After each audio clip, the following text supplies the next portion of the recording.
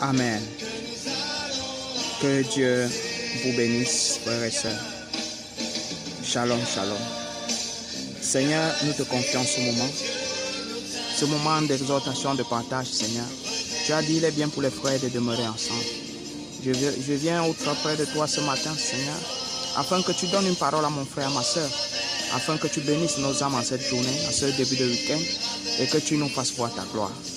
Que ton règne vienne, Seigneur, que ta puissance se manifeste. Prends le contrôle de ce que je vais dire, prends le total contrôle de tous ceux qui vont écouter, où qu'ils soient, Seigneur.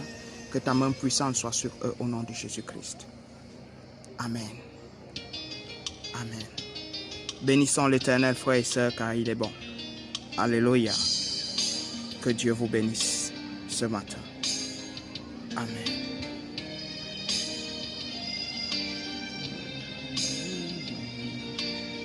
Bénissez l'Éternel, vous habitants de la terre.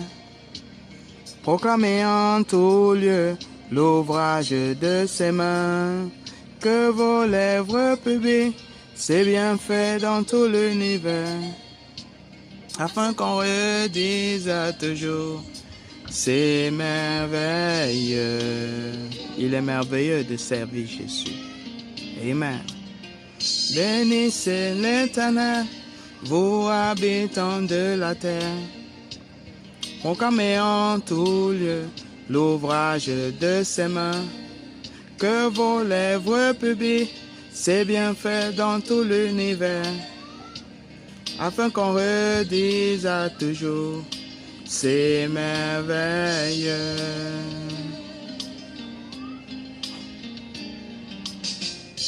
Il est Dieu au-dessus des dieux.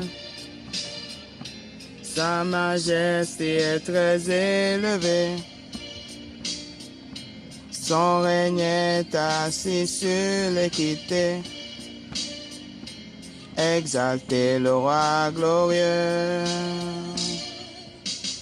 Bénissez l'Éternel, c'est là votre saint service. Avec des cris de joie, des danses et de belles mélodies. Dès le lever du jour, accomplissez ses désirs, afin qu'on redise à toujours sa bonté infinie. Seigneur, tu es infiniment bon dans nos vies. Alléluia. Il est Dieu au-dessus des dieux. Sa majesté est très élevée. Son règne est assis sur l'équité. Exaltez le roi glorieux. Seigneur, nous venons à toi ce matin pour t'adorer. Reçois cette adoration comme un parfum de bonne odeur et que ta main puissante, Seigneur, vienne sur nos vies. Seigneur, nous voulons vivre pour ta gloire. Nous voulons être régénérés, Seigneur. Nous voulons que ta puissance embrasse notre aide. Nous voulons mourir dans la chair afin que toi tu vives en nous en esprit. Car comme tu l'avais dit à la femme samaritaine, Seigneur, l'heure vient où les véritables adorateurs t'adorent en esprit en vérité. Nous voulons t'adorer en esprit et en vérité, Seigneur. Et pour cela, il faut te connaître. Donne-nous la parole de ce jour. Touche nos âmes, Seigneur. Au nom de Jésus. Amen. Bénissez l'Éternel. Bénissez l'Éternel. Bénissez l'Éternel. Bénissez l'Éternel. Nous te bénissons, Seigneur. Nous t'adorons. Bénissez-le. Bénissez-le. Oh, bénissez-le. Habitants de la terre, bénissez-le. Vous soleils et lunes, bénissez-le. Toute la création, bénissez-le.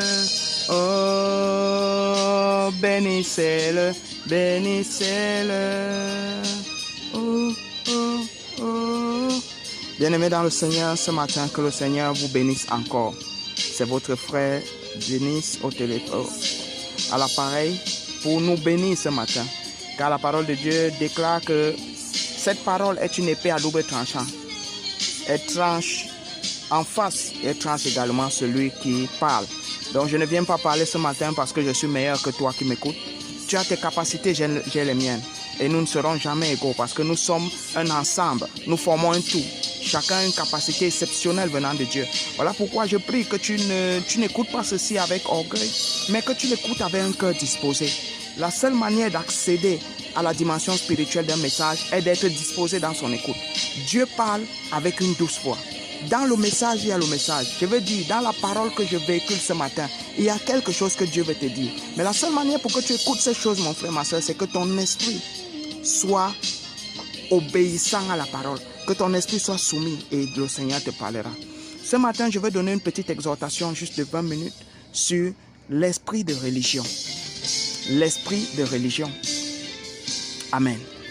Tout à l'heure, dans mon groupe de prière avec les enfants, j'étais en train d'écouter une chanson il y a une jeune sœur qui est... Elle est là d'ailleurs, elle va nous écouter dans ce message, qui vient d'une dénomination. Et parfois, ce n'est pas évident parce que la persécution familiale et autre chose. Alors, elle a fait un chant pour la gloire de Dieu dans le groupe de prière. Et ce chant qu'elle chantait était tellement riche et puissant que je me demandais, mais comment est-ce que la religion, c'est une chanson qui est beaucoup chantée à l'église protestante. Et ce chant parle de comment marcher avec Dieu et de ce que représente Dieu. Et je me posais la question à mon esprit, mais comment est-ce que, Seigneur, des gens qui chantent cette chanson tous les jours n'arrivent pas à te suivre comme il faut? Et c'est pendant que j'écoutais ce chant pour la gloire de Dieu de ma fille que l'Esprit de Dieu m'a donné ce petit message que je vais te donner ce matin sur l'esprit de religion. C'est vrai, je savais déjà qu'il y a un esprit de religion, mais je n'avais jamais approfondi la réflexion. Alors, quand ça m'est venu, j'ai voulu partager ça brièvement avec mon frère. Je ne le fais pas pour montrer que je suis meilleur, je ne connais rien. Je dis souvent à d'autres personnes que pour moi, le jour où je vais dire que je connais, je crois que peut-être ce jour n'existera jamais. Parce que le royaume de Dieu est tellement vaste. Les choses que Dieu nous appelle à faire sont tellement puissantes que nous ne devons pas nous contenter de petites choses. Ce n'est pas parce que tu as des petites capacités qui commencent à se manifester que tu vas museler. Ce n'est pas parce que tu as une petite révélation que tu vas garder pour être au-dessus des autres. Non, ce que Dieu te donne, partage. Dans le donner, lorsque Dieu te donne et tu donnes, Dieu te donne davantage. Si Dieu te donne, tu gardes pour montrer que tu es supérieur aux autres. Ta révélation, la limite s'arrête où tu t'arrêtes. Bien-aimés, nous devons vivre à la lumière de la parole. La parole doit nous transformer complètement. Soyez bénis au nom de Jésus.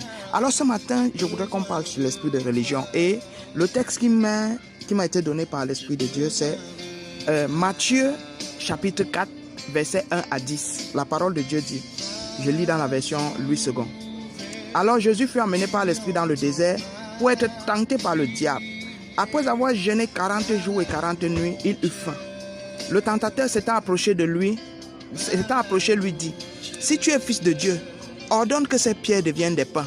Jésus répondit, il est écrit, l'homme ne vivra pas de pain seulement, mais de toute parole qui sort de la bouche de Dieu. Le diable le transporta dans la ville sainte, le plaça sur le haut du temple et lui dit, si tu es fils de Dieu, jette-toi en bas, car il est écrit, il donnera des ordres à ses anges à ton sujet, et ils te porteront sur les mains, de peur que ton pied ne heurte contre une pierre. Jésus lui dit, il est aussi écrit, tu ne tenteras point le Seigneur ton Dieu. Le diable le transporta encore sur une montagne très élevée, lui montra tous les royaumes du monde et leur gloire, et lui dit, je te donnerai toutes ces choses si tu te prosternes et m'adores. Jésus lui dit, retire-toi Satan, car il est écrit, tu adoreras le Seigneur ton Dieu et tu le serviras lui seul. Amen. Que Dieu bénisse sa parole. Amen. Bien-aimés, vous savez, je voudrais que vous notiez quelque chose dans ce passage. 4 éléments. Je ne sais pas encore quels sont les 4, mais on verra si ça fait 4. Le premier élément, c'est que ici, c'est Jésus-Christ, Dieu fait chair, qui prend un programme de jeûne et de prière avant le début de son ministère pour ce que nous allons voir par la suite. Mais notons que c'est Jésus-Christ lui-même.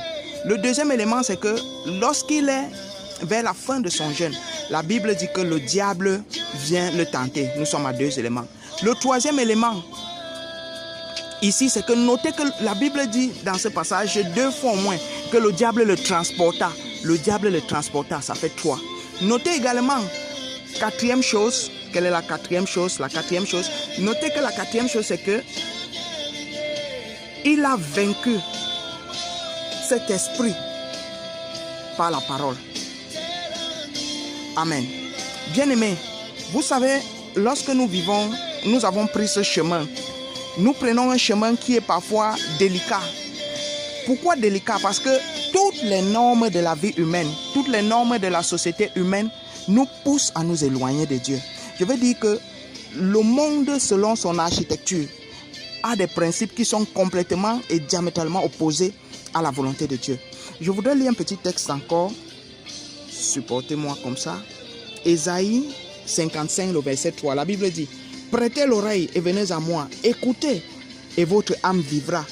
Je traiterai avec vous une alliance éternelle pour rendre durable mes faveurs envers David. Dans cette partie de David, dans ce texte où il est dit à la fin de David, chacun de nous pourra mettre son nom. Parce que ce n'est que lorsque nous prêtons l'oreille, ce n'est que lorsque nous venons écouter que notre âme vit. Parce que la Bible dit encore quelque part dans Apocalypse, chapitre 1, que heureux ceux qui lisent, heureux ceux qui écoutent. Il est important, mes frères et sœurs, parfois de nous asseoir, même quand nous sommes des prédicateurs, et d'écouter les autres. Parce que Dieu peut nous parler de diverses manières. Dieu peut nous parler par révélation, il peut nous parler par l'expérience, il peut nous parler aussi au travers des autres. Donc, apprenons à écouter. Ce matin, comme je l'ai dit, je suis venu nous exhorter parce que cette chose m'a beaucoup marqué. La religion, c'est quoi la religion? La religion se définit comme étant l'adoration qu'une entité apporte ou alors fait vers une divinité. Mais pour nous, la religion, c'est cette manière que les hommes ont de vivre ou de consacrer leur vie à une divinité. Pourquoi je dis à une divinité? Parce que tout le monde n'adore pas Dieu. Vous savez, Dieu n'a jamais créé la religion. Dieu, de Genèse à Apocalypse, Dieu n'a pas créé de religion. Dieu est venu avec un courant de pensée, un style de vie. Et tout, même dans la loi, même quand Dieu avait donné la loi, ce n'était pas pour obliger le peuple d'Israël à vivre d'une certaine manière. Mais Dieu avait donné la loi afin de bénir ce peuple. Parce que quand Dieu donnait la loi, c'était sachant que chaque fois que ce peuple marche sous la loi, ils sont protégés du malin. Donc la loi n'avait pas été donnée pour contraindre le peuple à obéir à Dieu, mais pour protéger ce peuple et pour l'aider à recevoir les bénédictions de Dieu. Or, la religion est venue pour obscurcir la pensée ou alors pour détourner l'homme de l'adoration véritable. La religion est une ruse de Satan. Et beaucoup de gens ne se rendent pas compte que derrière la religion, il y a un esprit qui contrôle la religion.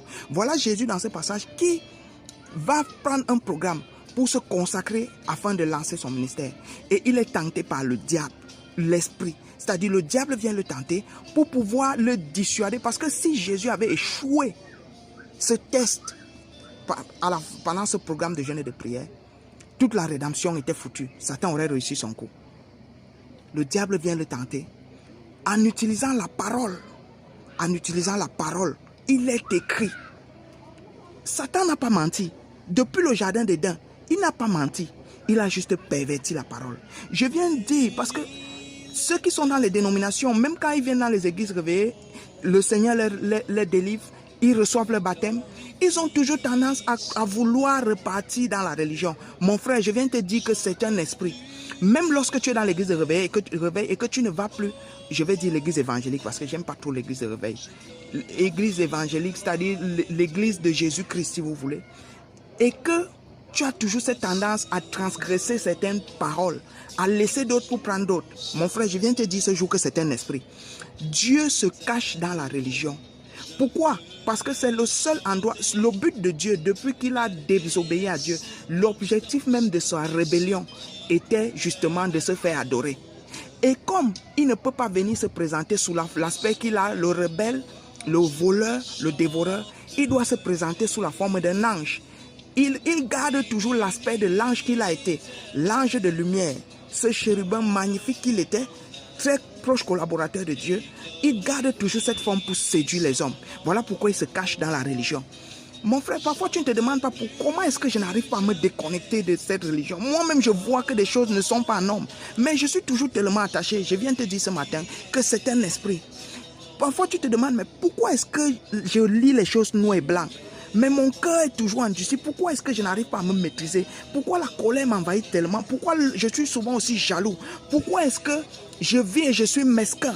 Pourquoi malgré toutes les paroles que j'écoute, toute la parole qu'on me prêche, je veux, mais je n'arrive pas? Mon frère, je viens te dire que c'est un esprit. Même quand tu es rempli du Saint-Esprit, cet esprit essaye toujours de corrompre ton esprit. Bien-aimé, la religion est le domaine du diable. Voilà pourquoi vous voyez cet esprit-là.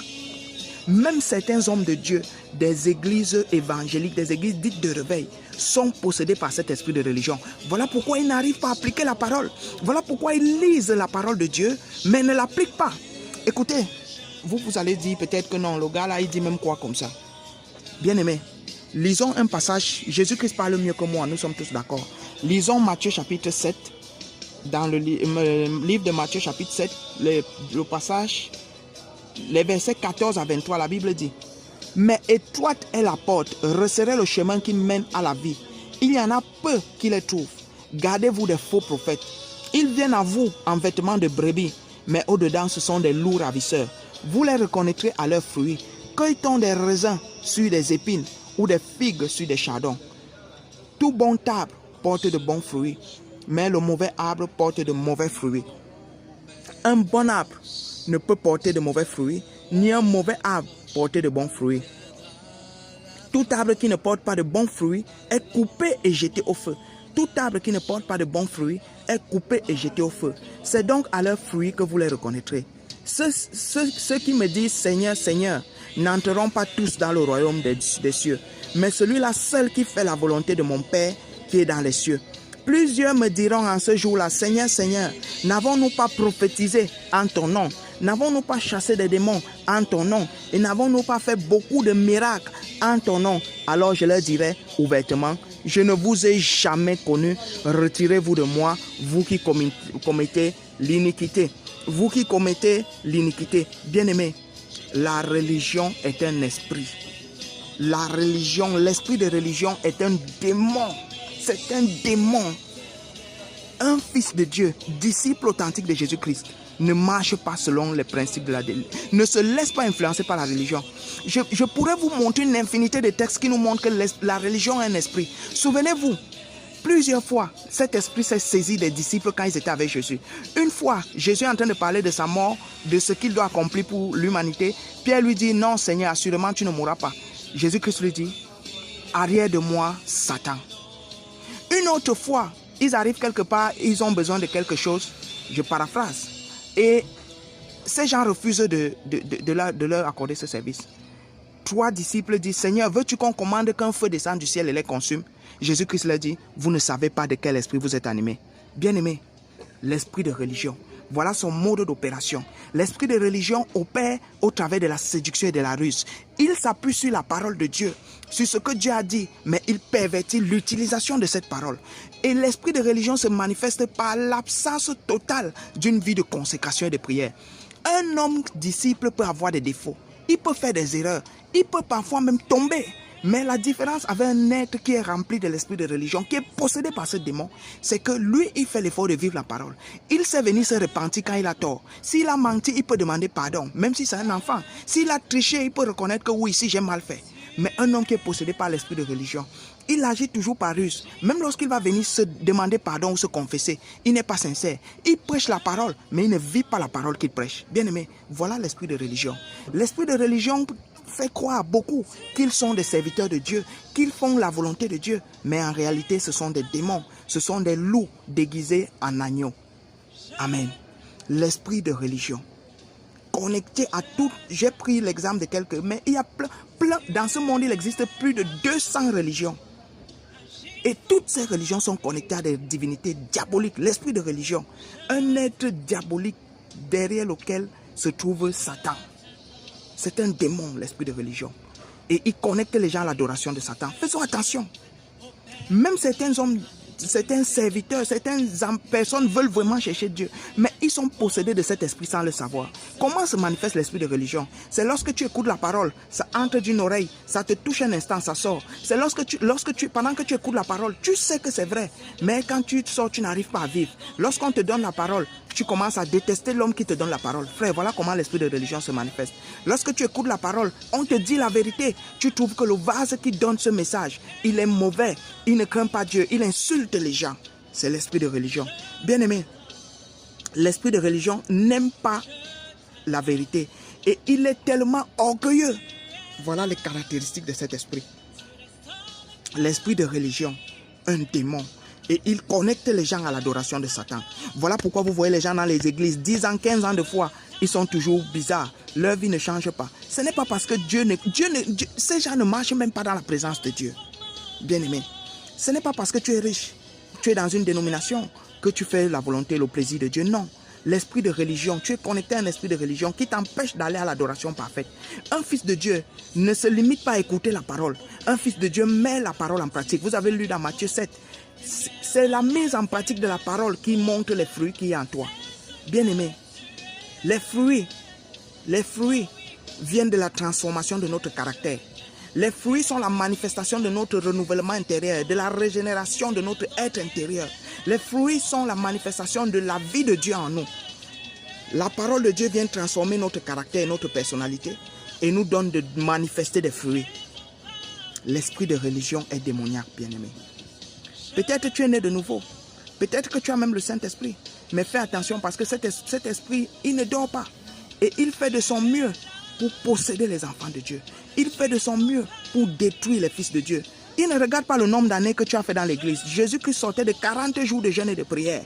Un homme consacré toute sa vie. Il entre dans le jeûne et la prière, cet esprit vient le tenter.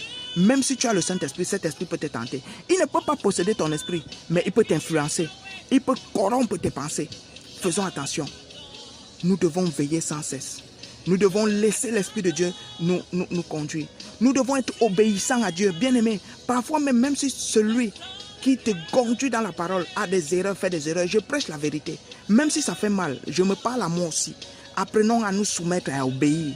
Apprenons à laisser Dieu être notre justicier. J'ai prêché un message, j'ai partagé une exhortation matinale hier. J'ai dit, lorsque tu te tais et que tu confies toute ta vie à Dieu, lorsque tu dis à Dieu, Seigneur, deviens mon justicier, tu ne réclames plus tes droits. Dieu fait justice pour toi. Mais chaque fois que tu veux te faire justice, tu inhibes la justice de Dieu. Tu empêches à Dieu de devenir ton justicier. Bien-aimés, appliquons la parole. Laissons qu'on nous traite de bêtes. Laissons que certains même profitent de nous s'ils peuvent. Laissons même que certains nous méprisent et nous critiquent. Laissons même que certains trouvent que notre manière de voir la foi, la marche avec le Seigneur est bête et bizarre. Laissons même que certains croient que nous ne croyons pas comme eux, alors nous sommes perdus. Laissons-leur croire ainsi. Mais choisissons de prendre le chemin étroit. Choisissons d'honorer pas un homme, aucun homme ni aucun ange humain ou choisissons de marcher et d'honorer et d'adorer seul Jésus-Christ. On va nous critiquer, on va nous mépriser, mais Jésus-Christ va se manifester en nous. Et ceux qui vont te critiquer viendront vers toi. L'esprit de religion. Je viens te dire ce matin de te déconnecter de cet esprit. Je viens te dire ce matin de regarder à ta vie. Ne dis pas que je suis rempli du Saint-Esprit. Ne dis même pas que je suis un prédicateur. Cet esprit séduit tout le monde. Dis-toi que je veux aller au ciel. Prêcher l'évangile n'amène pas au ciel. Délivrer les gens n'amène pas au ciel. Baptiser les gens n'amène pas au ciel. C'est vivre dans la présence de Christ. C'est avoir Christ en toi, à chaque instant, qui va t'ouvrir les portes du ciel. C'est emprunter le chemin de la porte étroite de Matthieu 7, qui t'ouvrira la porte du ciel. Bien-aimé, je viens parler à quelqu'un ce matin pendant que je me parle. Soyons délivrés de l'esprit de religion ce matin, au nom de Jésus-Christ. Au nom de Jésus-Christ. Seigneur mon Dieu, c'est ta parole. Père, je prie que tu me délivres de l'esprit de religion. Délivre-nous de cet esprit, Seigneur. Ce démon pervers qui détruit ta maison, qui détruit notre nation, Seigneur, qui détruit l'église des nations. Délivre-nous de cette religion. Nous ne voulons pas être comme les pharisiens, Seigneur, qui pensaient agir de ta part, mais qui jusqu'à ce jour sont voilés. Délivre-nous de cet esprit de religion. Délivre mon frère, délivre ma soeur, délivre les membres de nos familles. Donne-nous de marcher dans ta présence. Donne-nous de t'honorer au nom de Jésus-Christ. Délivre-nous de cet esprit. Saint-Esprit, saisis les cœurs de tous ceux qui ont écouté ce message. Saisis mon cœur en premier, Seigneur, et délivre-moi de ce démon de religion, Seigneur. Donne-moi de ne pas servir un homme, de ne pas servir un prophète, de ne pas servir même un ange, mais de t'adorer seul, Jésus-Christ, parce que c'est ton nom qui a toute autorité dans le ciel, sur la terre. C'est toi le je suis, qui était avant la création du monde. C'est toi qui nous connaissais, qui nous avait choisis et qui nous a élus, Seigneur, pour en ce temps de la fin, faire ton œuvre au nom de Jésus. Béni sois-tu, Père, au nom du Seigneur Jésus-Christ. J'ai ainsi prié. Amen. Que Dieu vous bénisse.